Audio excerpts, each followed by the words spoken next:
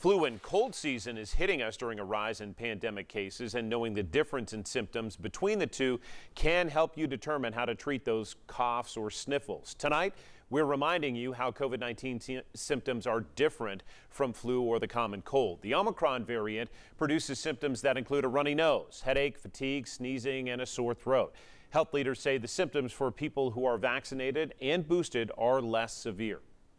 People who've been vaccinated and boosted, if they're infected with this highly contagious Omicron virus, are likely only to get a mild illness, a bad cold, for example.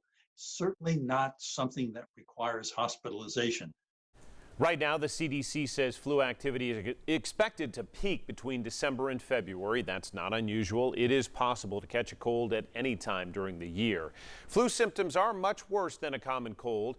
People can experience a high fever, which can last several days. Symptoms like fatigue also persist up to 3 weeks. To protect yourself from both illnesses, you should wash your hands and avoid touching your face. Health leaders also recommend a yearly flu vaccine to reduce the chance of developing a serious illness. We know it's hard to keep track of all the changing guidance, and we'd like to help you get some answers. Just text our questions to us at 865-637-1010 you'd like us to investigate. We will work to get answers from experts and then add them to our coverage in the coming days.